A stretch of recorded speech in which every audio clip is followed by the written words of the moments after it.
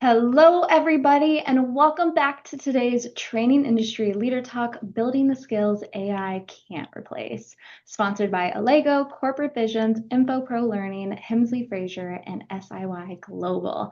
So I'm Liz Spate, the Events Marketing Specialist here at Training Industry, and I'm thrilled to have you with us here today.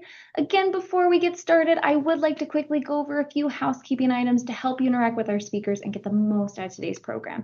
So again, feel free to use that chat window for any comments and submit those questions on the Q&A panel below.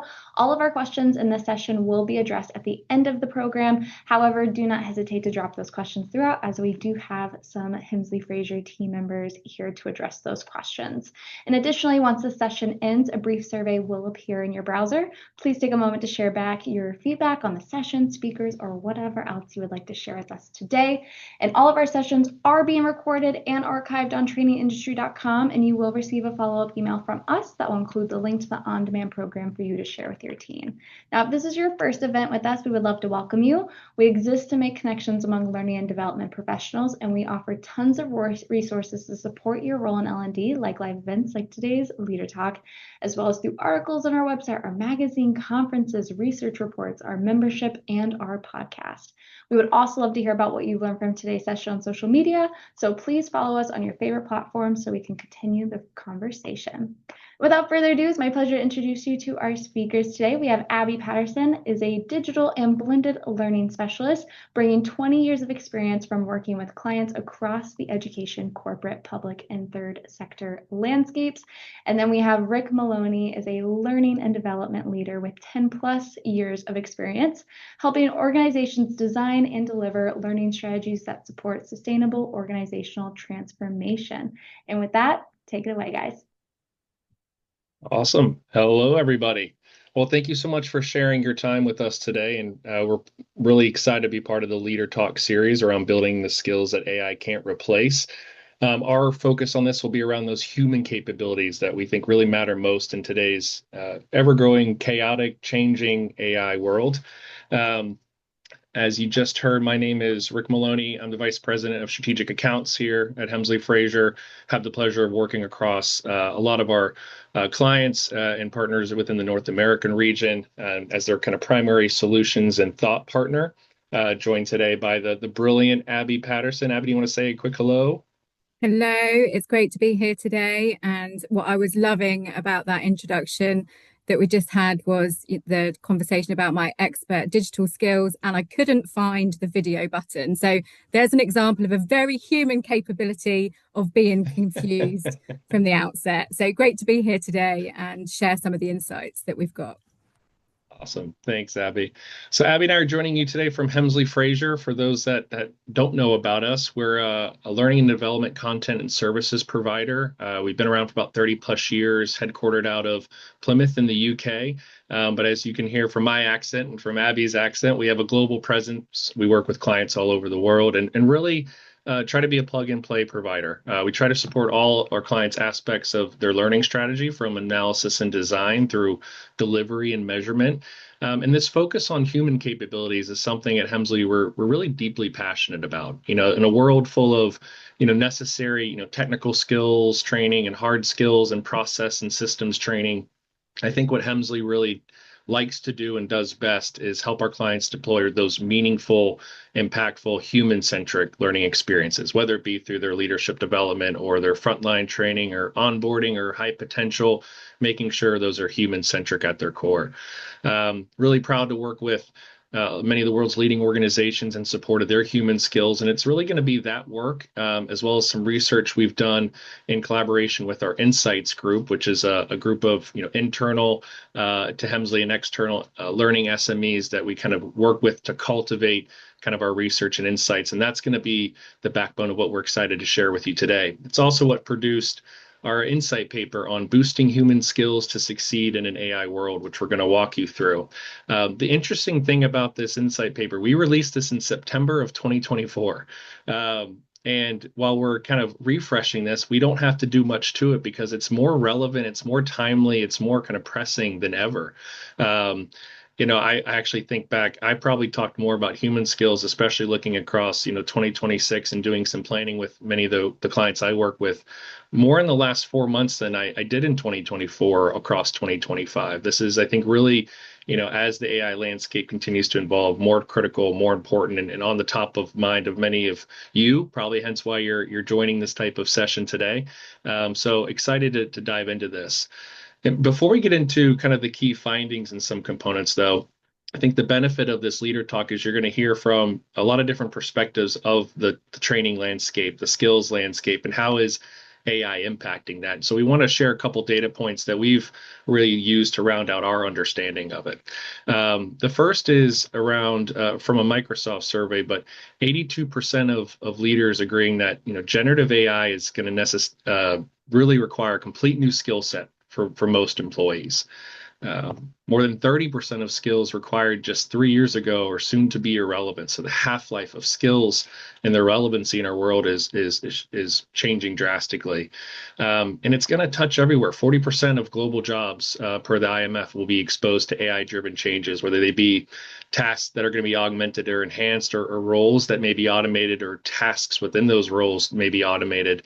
So there's a strong consensus across the skills landscape that things are shifting drastically and rapidly, and it's impacting just about everybody.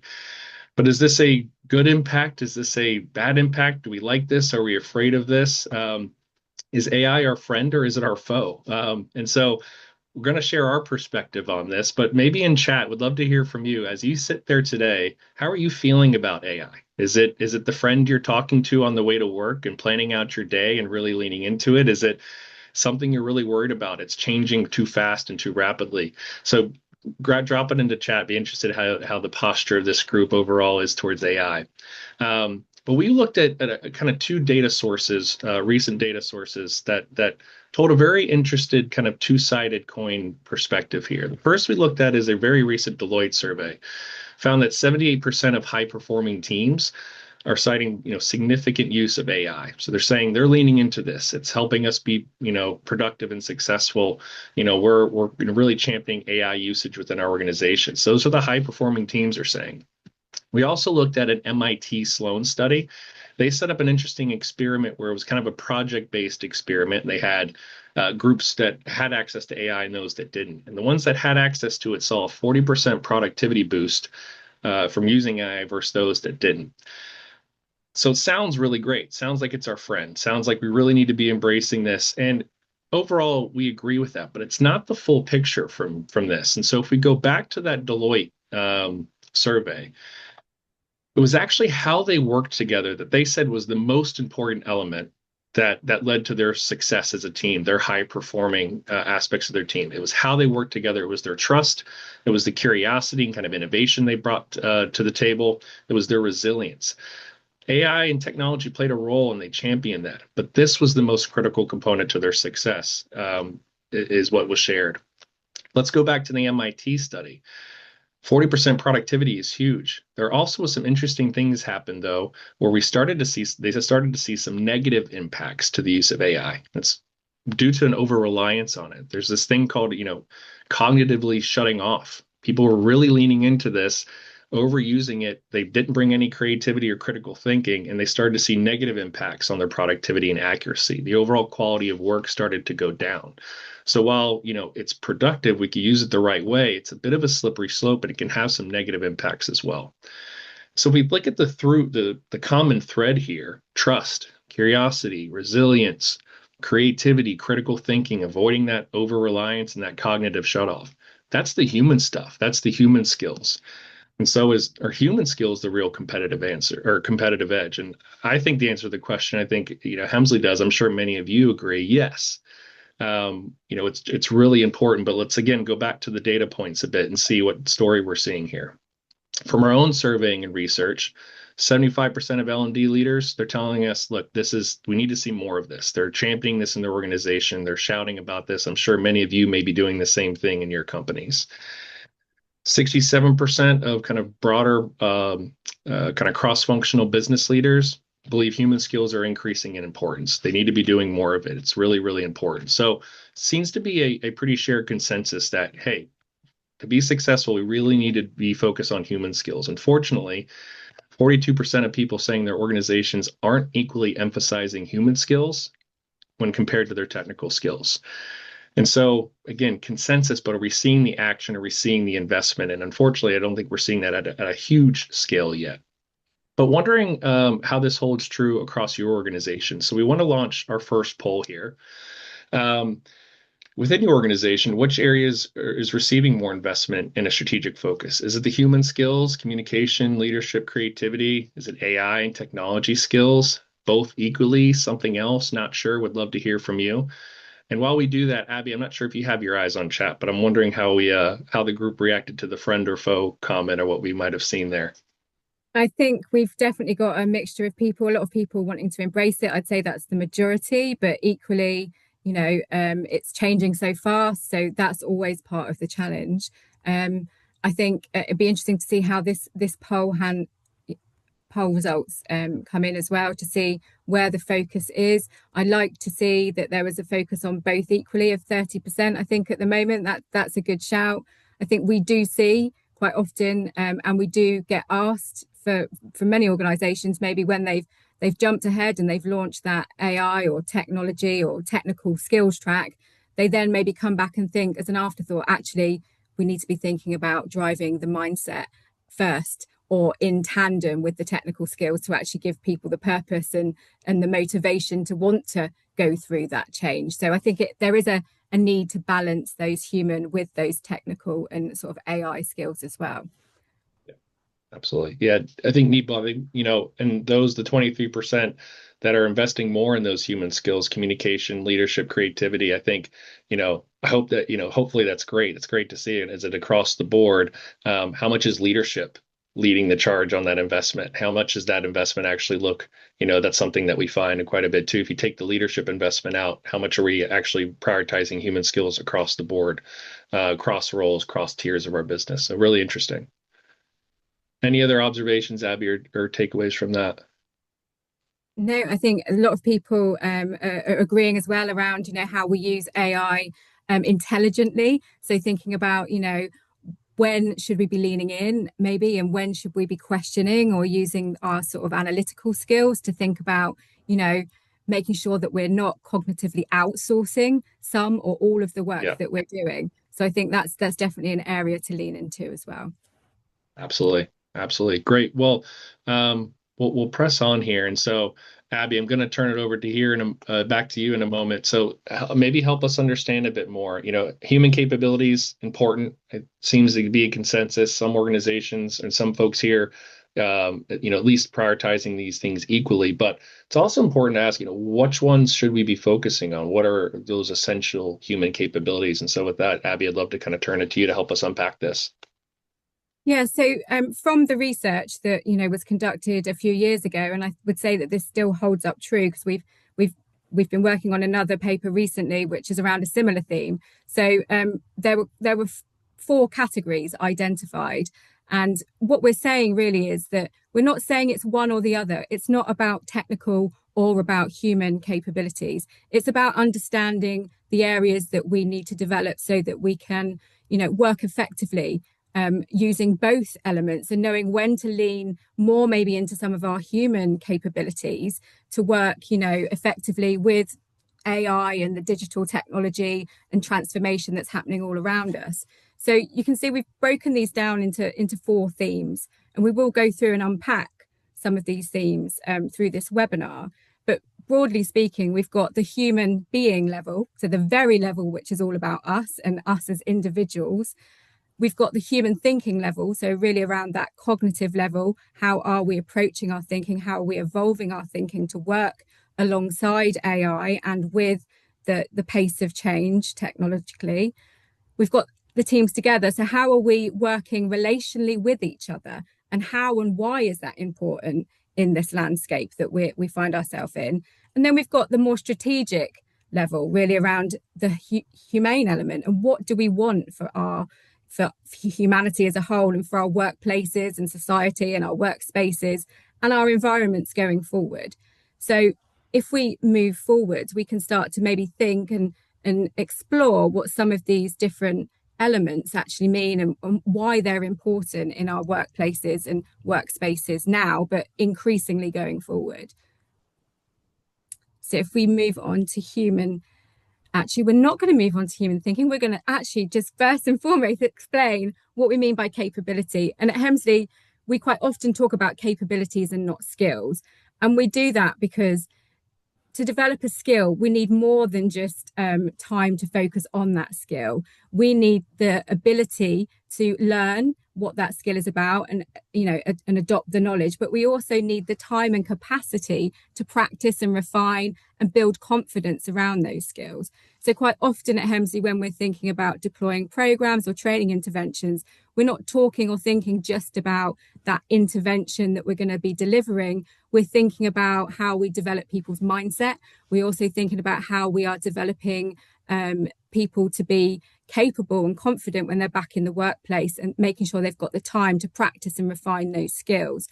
You can use it to an analogy of driving. You can learn to drive, but it's only through really practice and refinement that you're going to pass that test and be a confident and capable driver. So if we move on and look at our first skill, which is really about the human being perspective. So it's the place that I think we all, or mostly all of us, sit that are on this call in that human being element. And in this technology enhanced world, it's really important that we lean into and dial up what it means to be human. So you can see that Forbes quote there that was from last year, that, that identification, that emotional intelligence and people skills matter now more than ever. And I think, it is the one area that maybe AI won't be able to replace in the short to foreseeable future, which is understanding how we operate and act as humans, but also understanding our other humans around us. I think, being able to develop that emotional intelligence skill is fundamental for all of us in terms of being able to adapt and lead people around us effectively, understand how people are feeling, why they're acting in certain ways.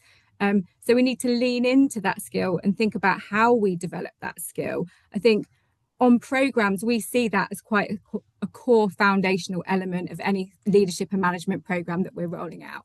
That area around self-awareness and emotional intelligence is often the first place that we start by looking at that individual human being. And I think also we need to think about, the next generation of people that are coming into the workplace. Their lives that they've lived so far may have been quite disconnected. They may have been quite digitally focused and online. They might not have that self-awareness and understanding. And we can see that, after COVID, the younger generations, Gen Zs and the alphas that are coming, they need more support when they're maybe coming into workplaces and onboarding into workplaces to understand how to operate effectively themselves, but also understand how they relate and get on with other people around them. When we look at that other aspect there around health and resilience, we are more connected than ever, but we are more isolated. And also, although that technology and also AI brings great benefits, maybe around some of those productivity areas and some of the things that can help us, do faster, it also isolates us and keeps us unconnected to other humans. And that can have a detrimental impact on our health and our mental well-being, but also our health as well. If we think about how much are we all, strapped into our laptops, connected to our screens, we need to be more purposeful and mindful about how we are interacting on a day-to-day or an hour-by-hour basis with technology in general. It's when we step away, it's when we have that time to reflect, it's when we switch off and unplug that we maybe build up our energy reserves. And that helps us to become more resilient and able to adapt and, and cope with this changing landscape and the world that we've got around us. The other capability we've got there is around lifelong learning. And as it was mentioned, I might have been around for a while. So, and I am a learning professional. I believe in learning and evolving my skill set all the time. But I think what we can all see from what's happening at the moment and some of the, the conversation about, the average half-life of skills is that what has got us to the point that we're at now is not going to keep us here. We can see that workflows are changing as we adapt and bringing new technology. That's been going on for a long time. But with AI, it's happening faster.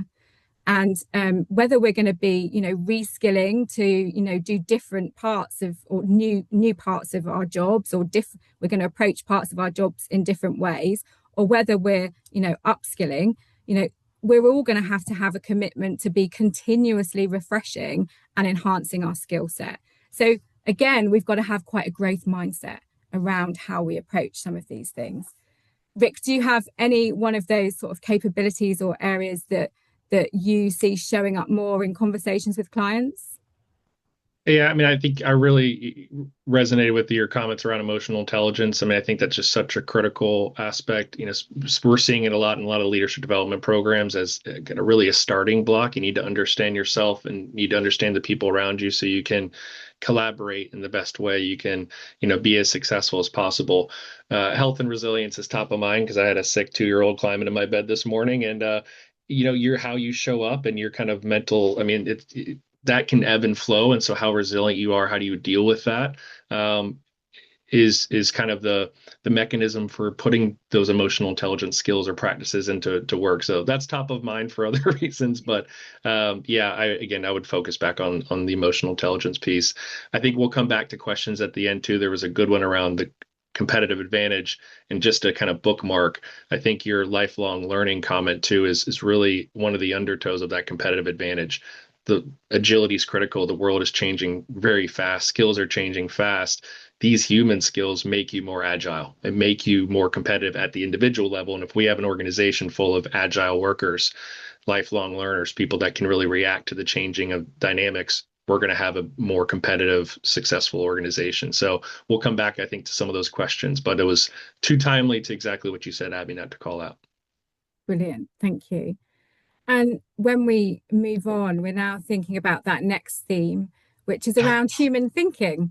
So, Rick, I'm going to start by asking you a question, really. How often are you thinking about your thinking? And are you maybe thinking about it more now that you've got AI more readily embedded in your flow of working?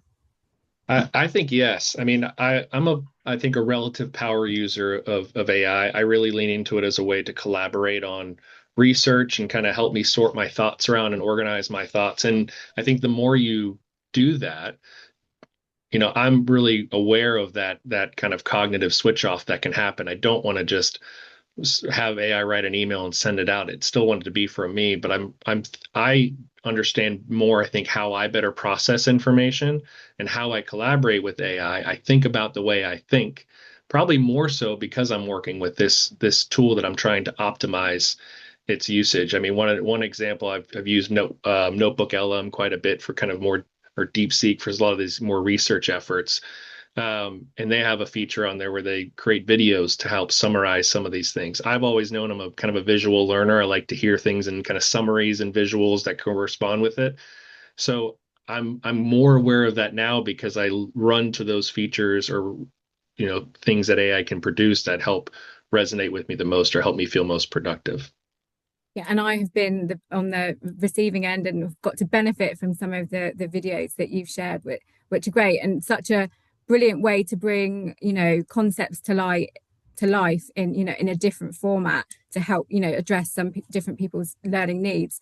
I think we do need to be mindful though about how much we are cognitively outsourcing parts of our work, because there is a range of different research that says that it does deplete the opportunity for deep thinking, it weakens comprehension, and it can diminish that sort of insight or innovative and creative elements. So maybe we need to be thinking about how and when we're using AI, or how we're questioning, or how we're analytically deciding and reasoning about what bits of the AI or what understanding or what options we're going to pick from what it's presenting us.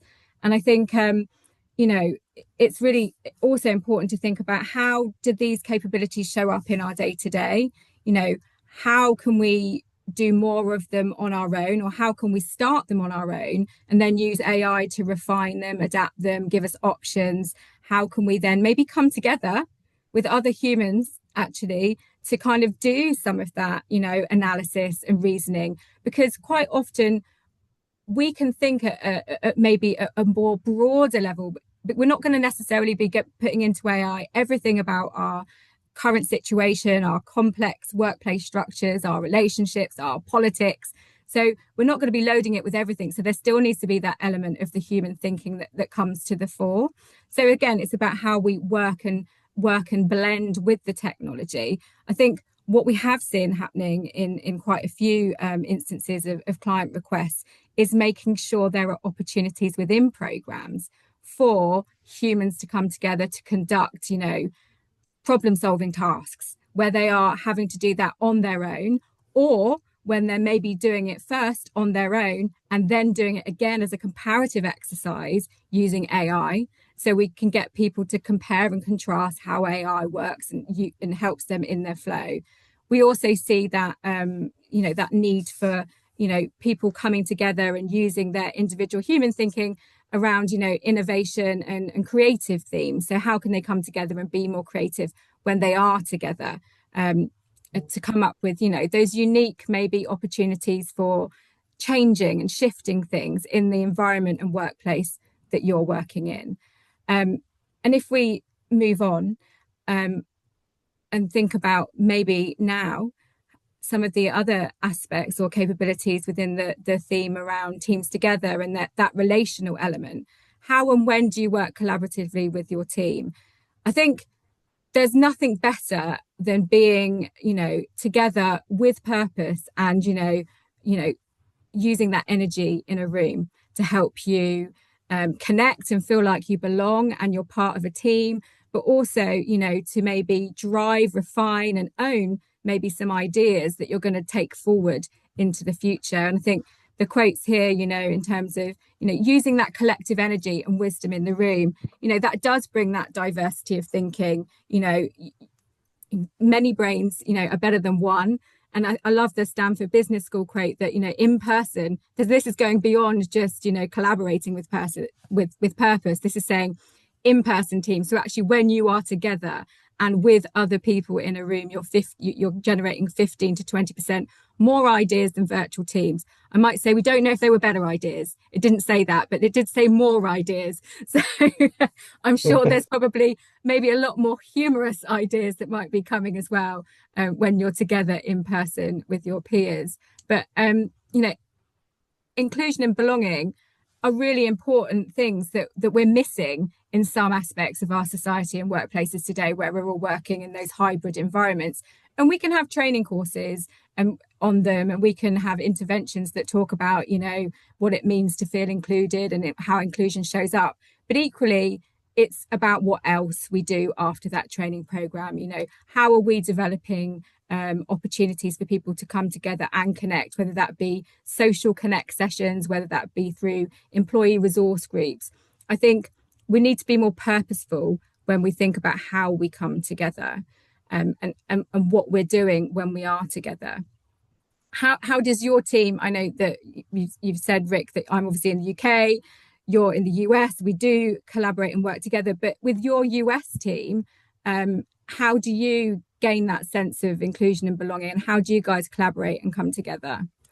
Yeah, it's I've been I think fully remote since 2019, and I think it's something that's taken work. I think the interesting that happened with the rise of remote work, we've also seen, for the right reasons, a kind of a focus on trying to reduce the number of meetings and get more efficient and protect people's time, which I agree with. And I don't want a lot of, useless meetings, but we also have to be really thoughtful and intentional around those opportunities we have to collaborate and creating those opportunities to collaborate. I think that's something we try to do across not only the US team at Hemsley, who's scattered all across North America, but also with our colleagues over the pond in the UK, have to create those moments. I think the only other thing I'd comment to that's worked for me is talking about how people prefer to collaborate, being intentional about those opportunities to do it, and then talking, hey, sometimes I just need 30 minutes with you to just dump my brain out. Is that okay with you? Right. I think, being as transparent through that process really helps. And sometimes you can do that in a team dynamic, but you can also find, individuals and kind of define the best way to collaborate in those instances. I would just also Abby, you brought it up. I mean, I think big part of this is when you do have the opportunity to get together, maximize on it because it is such a huge impact, whether it's getting together for a training initiative or just getting together to spend time. I wouldn't ever want, Hemsley does a great job about prioritizing that for our geographically dispersed team, bringing us together at least a couple of times a year. So I'd emphasize that as being, really helpful. It's helpful for my not just collaborating and meeting people, but it's my mental health improves after a bit tired from a work trip. But when you don't get to see everyone in person all the time, it's a huge lift. Yeah, and we're looking forward to that lift next week, Rick, Yep. aren't we? You're coming to the UK. We've got a big team event of everyone coming together. And I do believe that part of that event is obviously about all those things we've got down there, inclusion and making us feel like we're, included and we belong. I know we're going to be collaborating, and I do think there's some tasks that we've got to be working on around adapting and improving. But I absolutely agree that, there's nothing better than being able to contact a team or a colleague to be able to sound ideas out, because there's nothing worse than talking to the wall, and I think we've all had enough of talking to the wall. So being intentional about how and why and when you bring people together, I think, is something that is so important. If we think about the challenges ahead, if we think about how we're going to have to adapt and refine and iterate our ways of working as our workflows, as our jobs change, and as we all kind of get used to what the new normal or the evolving normal might be, having that ability to come together and co-create really what that new future looks like will be essential to make that future relevant and also ensure it works for us. And that kind of moves me on quite nicely to the final theme, around humanity. I think, how do we create a future which fosters community and enables development? And I think this is about all of us, and about how we want our future to look. So this is, how do we want the future to look with, and, when we're working with AI or technology, but also when we're not, it's up to us really to shape part of the future that we want, and to determine, when we should be making decisions which are going to be effective and sustainable to the future that we want. So you just talked about that in terms of, making the decision for when all the team come together. We could say that actually it's much cheaper to keep us all away and not together, but actually that might not be beneficial to a sustainable future.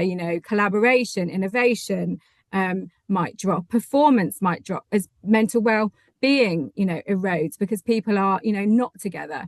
So I think it's down to all of us to voice and also shape the future that we want. And I think something really interesting happened last year, which was the World Health Organization actually developed a roadmap. And the roadmap was all about how we need to change social norms and commit to thinking about how we come together and connect more purposefully across society. So not just in our worlds of work, but also in our social day-to-day interactions in our local communities. So again, we can see that that's a developing, school of thought. We've got the Psychology Today quote there that's saying, it's more than something that we desire. It's actually essential for our mental and physical well-being. Some of the research that we did for the upcoming Insight paper had some really scary stats around, how, loneliness and isolation negatively impact people's physical health. And actually it gives a prediction on, earlier decline physically and even earlier death. So it's something that we need to be mindful of, and that kind of capability around sustainable decision making, that's essential, isn't it? Because you're not just making a decision about tomorrow. When we think about some of the decisions that might be needed by leaders, now and going into the future, the decisions you're making need to consider not just now, they need to be considering the impact of the future as well, and the future that we want to have. So, again, thinking about how we design for the future we want is essential. And I think when we think and look at this in the context of the programs that, that we often develop and run for our clients, I think, there's a lot of these elements that we are building in, and that might not be the fact that we're building them in as discrete workshops or skills sessions, but they're maybe built in as different components as part of that overall blend. So making sure that those cohorts have got opportunities to build connections and develop that community, and ideally with the view for that community to be self-sustaining well after that program has completed or finished. And I think what would be really interesting to hear from the audience as well that we've got today is, out of all of these capabilities, which are the ones that you think your organisation is most in need of? Which one do you think is the area that is one that you think your organisation would really benefit from dialing up or leaning into? And again, Rick, I don't know if you got a preference about one that you personally think. Yeah, again, for the sake of repeating myself, again, the emotional intelligence just kind of comes through. That and collaboration skills. I have the pleasure kind of being on the front end of the business, working with just tons of people, different organizations, different businesses. And I think, I can't serve my clients and do a good job if I'm not kind of cued into myself, into how they might be feeling and how I can best communicate, how I can best support. And so that's one that I truly try to force to the front of my mind. It's also one it's tricky. Again, it's one that's easy to kind of lose sight of. You get kind of caught in the day-to-day tasks, but that would probably be, and looks like I'm in good company, at least for it being 32% of the focus there. It is indeed. And I think interestingly, the ones which I think are also, they're all really important. So we've got emotional intelligence coming up as the leader. And then what have we got coming behind that? What's the next one? I think it's continuous improvement. Continuous improvement, yeah. Followed by sustainable decision making. Absolutely.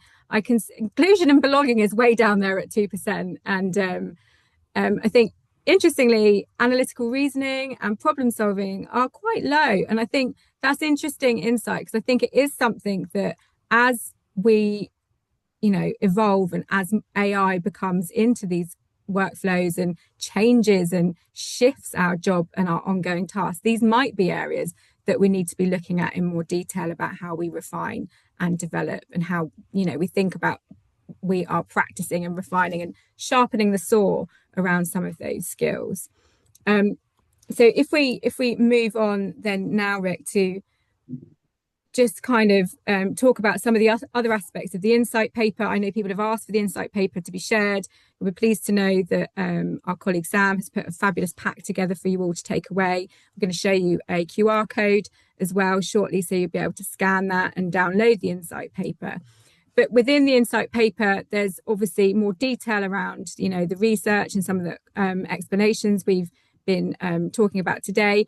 But there's also a checklist, really, for helping you think about how you boost the human capabilities or human learning within your own learning portfolios. And I'm not going to go through it in detail. I'm just going to have a quick snapshot of each of these areas. I don't know if Rick wanted to give us a song. The acronym is RESPECT. We did obviously have a bit of a laugh about who was going to sing the Aretha Franklin theme tune. Is it Rick? Is it me? I'll just say really quickly, you can't spell it RESPECT without giving, RIP and pay homage to the Queen of Soul, Aretha Franklin. And just quickly, that line that I've mumbled my entire life, you might have mumbled it too. It's "Take care, TCB." That might be something you can use in your next car singing session. But yeah, sorry, go ahead, Abby. Good. Didn't get singing, but we did get an explanation. So well done, Rick. So really, in terms of the components to think about on that checklist, one of them is about the rhythm. So, making sure that learning is thought about in context of the rhythm of how people work and, how they show up. So it doesn't feel like it's, just shoehorned in there and, not working, with the rhythm of their day to day. The other aspect is around emotions. Learning is a very emotional it can be very emotional. If we think about back to that human aspect around emotional intelligence and self-awareness, you can be dealing with some quite deep reflections in some learning and development context. You can also be dealing with thinking about how you're going to stretch and move outside of your comfort zone. So thinking about emotions and how they might show up is key when we're thinking about how we design successful learning interventions. Making sure we've got that element of social connection, so important. We've talked about all the benefits of it, and we've got a lot more stats around why that social connection is important. Neuroscience tells us we are rewarded, we get a hit of dopamine when we get successful social interactions, and we actually experience negative social interactions in the same way as we do pain. So that's something to consider. It's so important how we factor those social elements into our learning programs and opportunities, making sure we build that psychological safety within the room. It's obviously going to support people if we're dealing with some quite sort of emotional aspects within that learning environment, making sure it's engaging, obviously, making sure it's engaging, making sure it's relevant, making sure it's got, real ability to help the learners to understand why it's important, how it's going to benefit them, and also how it's going to be used, when they leave that training room or that training intervention. And like we said, lifelong learning, it's a continuing process. Absolutely. Now, it's never going to be one and done. It's something that we need to accept that this is ongoing. Whether we're developing one capability, we need to be thinking about making sure we've got the time and the capacity for that capability, not just attending maybe formal training, but also thinking about how we embed it, how we practice, how we refine that skill and build confidence and time. We need to give ourselves permission to do this. I mean, I think you talked about, Rick, making sure there's time. I think we've seen some comments also in the chat about, that is the challenge though. There's all these different technologies coming in. We want to be upskilling, but it's the time we need to invest in order to do so. Think about how you can ring fence your own time, how you can give yourself permission, but also maybe ask for that permission. If what you're investing your time in is going to benefit you personally, it's going to help improve your performance at work, make managers aware, let them know. Do you need to write that business case maybe, that gives you that permission as to why focusing on this is important? That's something else we can think about. And moving past the RESPCT song and onto the QR code. So you can see we've got our human capabilities, our tree of life there, which is the graphic that symbolizes this insight paper. If you scan that QR code, you'll get access to the insights paper and the resources as well that follow. And I think Sam will be following up, sending a link out to another way to capture that. I think one quick thing I want to keep an eye on time, make sure we have a couple minutes for questions too. So again, some of these suggestions will be in the insight paper, and we're happy to unpack some of this. I think what we're seeing from organizations that are leaning into human skills, there's not much new here in terms of modalities and strategies. It's really just about, as kind of Abby's unpacked, we got to listen to our people. We got to prioritize those human skills that are really going to matter most based on strategic initiatives, based on the culture and what's going on in our businesses, and where we can deliver that, where it matters most into that flow of work. Two quick things I'd highlight. I think in-team activities and using managers as a catalyst to really focus on these human skills and bring them to the flow of work is a best practice. One of the things that we've created are these connect cards. They come into, there's an activity card, a conversation card. They're all focused around things like emotional agility, idea networking, problem solving, conflict resolution. They're just things that you can give a manager to help drive a conversation focused on these skills, lead a quick activity. We've customized and tailored these as well, but those have been kind of a helpful asset to kind of deploy. And again, just being more intentional. We help a lot of organizations with their soft skills kind of on-demand catalog. We put a lot of focus in leadership development frameworks and capability mapping back to values. Oftentimes, the broader employee base, we're not as intentional with what skills or what things we're prioritizing. And I think these human skills gives us a really good framework to maybe be a bit more intentional there. Abby, anything you'd add to what we've seen work? No, I think you've covered a lot of that there. I think the only thing I would say that is kind of leading me into the final the slide there is if we're thinking about developing human skills, I think we need to be and capabilities, we need to be thinking about and considering where, when, and how we should develop these capabilities. Because if, having that energy in the room, if being able to co create with your colleagues, if collective intelligence, time for deep discussion and reflection are important, then maybe we should be thinking about, is it right that we do that as an in person activity?